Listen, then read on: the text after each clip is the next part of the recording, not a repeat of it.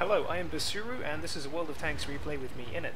Now, as you can tell, I am in the Type 59, and I'm on Mountain Pass, and I'm being very aggressive. You don't know that yet. Spoilers. Because I didn't see anyone come around this corner, or see anyone immediately, I thought I'd try and take some ground for the team so everyone can push up to a more aggressive point to punish the enemy team for not having moved up. Now I see my first enemy, the T-32, who's bugged up behind a rock as well. Now I assumed I was artillery safe here. I thought I couldn't be shot. I get proved wrong any minute now. I also miss. There you go, that's another spoiler. Trying to get the commander's hatch down on the T-32, but unfortunately not hitting it. And again not hitting it, and there's the artillery, showing me that I'm not invincible. Now the IS-3's just popped up. There's a Tiger P's also going to appear any minute now. There he is. So right now I'm regretting my decision. Now I'm regretting my decision even more. So I use the repair kit to get my ammo rack fixed, wait for the track to be back up, do a tiny bit of damage to T-32, get shot again, and then think about hiding, or rather getting out of this horrible position I've put myself into. So I try to withdraw without giving him line of sight, so as soon as he pops out I try to put the rock between me and him so he can't take another free shot. And here comes the IS-3. Didn't really fancy lining up a shot there with both those heavy tanks able to fire back. Just take a pot shot hoping for anything. Now here I'm in a good place here actually, because this AMX 1390 does a brilliant job this game. For a light tank as well, which now I'm not the best light tank driver, and I do see a lot of light tank drivers just hold down W till they spot a bunch of things, get a couple of shots off and then explode. But yeah, this guy uses his fantastic gun to great effect here, and helps me take down the Tiger P. And he takes down the T-32, something I was completely incapable of doing apparently. And now we've only got the IS-3 left on this flank. Now the rest of the game is quite even at the moment, but it doesn't stay that way. At least the score does, but the situation isn't quite as even as it seems, because at the sort of T-junction area just outside of their base is a T-95. Now he, from the front, may as well be invincible. Slight exaggeration, maybe, but he doesn't get flanked until much later. He doesn't take any kind of fire from any direction other than directly in front of him. You know, IS-3, they're popping thanks to the artillery. And because of that, he's able to take an awful lot of punishment and hold off the E-75, the IS-3, just without any kind of trouble, because all our vehicles on the bridge go down. So he doesn't even need to do anything until a bit later when I start worrying him. So here we're moving towards their base. We're going to wipe out the RT, secure the cap zone, and well, hopefully win the game from it, or at least we would if that's what I thought to do, but I don't. So I've still got the AMX with me. So yeah, this is generally at this point in a game, you know, 7-4 in their base, you tend to feel quite confident. You tend to think, you know what, I think we've got this, and that's a mistake, because anything can happen, including this miss. Look at that, awful. Fortunately, the AMX gets a bit of damage on him, quite a bit of damage, but the saddest news of the hour is that the AMX doesn't have done. There we go, he's gone. But I do move up to get some measure of vengeance, take out the M41. There we go.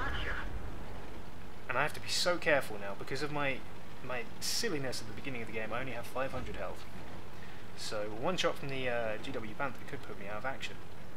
Fortunately, he does a me. He completely misses, and then reverses into friendly fire. Well, my friendlies, not his friendlies. So instead of moving back down to help secure the cap point, I think, do you know what, I'm going to help them move the immovable object by missing. I I thought that I could do more for the team by helping them shift this guy out of the way and then push through to the cap point than I could in the scuffle that takes place down below.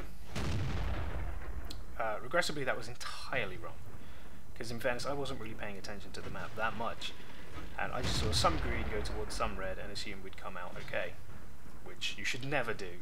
That's a big mistake right there. You see the tiger on the bridge. That's what the green guy on the bridge is. He's a tiger versus a KV-4. It's not a great fight, it doesn't go too well for him. Now the T-69 below me is currently on 4 kills. He's about to get a 5th, but his friendly T-34 is going to die.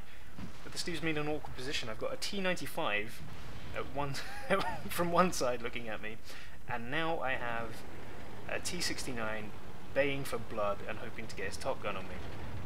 I don't want to give it to him, but it could easily happen. With his autoloader, he could output enough damage very, very quickly before I could do the same amount of damage to him. We've got similar health, so this became quite a tense standoff, but I'm going to speed it up a little bit because it does take a while. So here we go. To move down. There's a lot of back and forth because neither of us wants to give ground to the other, because it could be fatal. I don't know what's going on with the video there, sorry. I'll slow it down again. So there's a lot of aiming, looking, hoping that just a part of him is going to poke out too far, and he's looking for the same thing. He's hoping he can dash out, get a shot off, dash back. But it doesn't happen. It becomes this awkward sort of stalemate. And me being me, I get a little bit bored, and I think that maybe if I rush him, I can take him by surprise and take him down. As I said, incredibly risky. The amount of damage he could potentially do to me in a very short amount of time is mind-boggling, especially when you're on my health. So see there, I could have got a shot off, but I didn't. There was also the fact that if I shot, and he knew that I shot, he had time to come up and do some damage. So you can tell the scores are really close. 12 and 11, there's not a lot in that. And here we go, I'm going over the hill. This is it. So I get a ram, he dings. I get a shot, he misses. He dings again, thank God. And now I'm about to ding, which isn't great. So now I'm panicking, it doesn't take, I think it only takes him 20 something seconds to reload, maybe 30? I'm not sure, I don't drive it. But luckily I get the kill.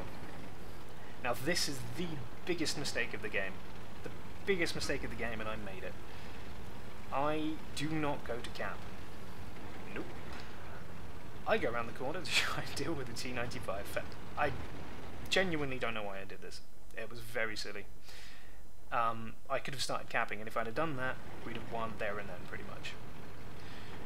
But there we go, I've been reminded, in a rather friendly manner by my team, that I should probably cap, rather than die.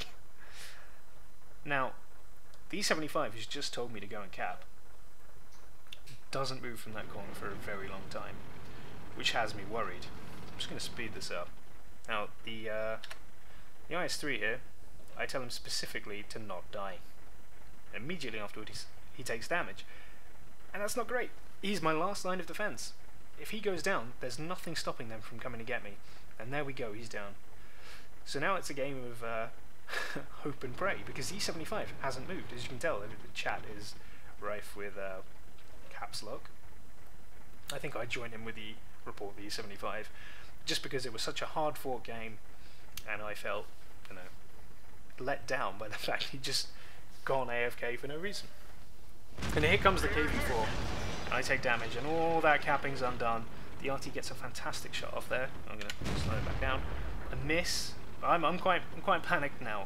The KV-4 is such a terrific beast. It's so well armoured, and I'm an awful shot. So that combination is quite fantastic for him. Not so great for me. And I don't know what's going on here. Looking, I guess, to make sure I don't reverse into anything, when I should have just gone straight for the cover, but I don't. I get tracked, but I'm still alive. I didn't believe I was alive, hence the massive delay then. I missed the commander's hatch, and that's me done for this game. There we go. Down I go.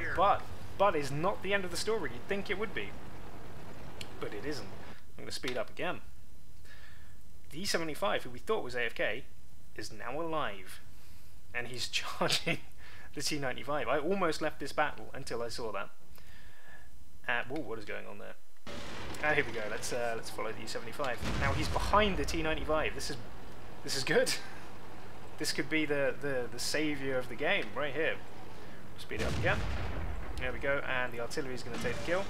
Fantastic. So now we're literally going to come down to the last minute of this game, I believe, and it was such a nail biter. So now I've tried to switch my tack from report to we can do this. I feel that I owe it to him to encourage him rather than make him leave. So here we go. This is the final battle of this epic game. And in a couple of seconds we're in the final minute. Now the E75 should have this. He's got the tier advantage. He's got one hell of a gun. The KV-4 does have amazing armor, but I don't think it's got armor that's that good.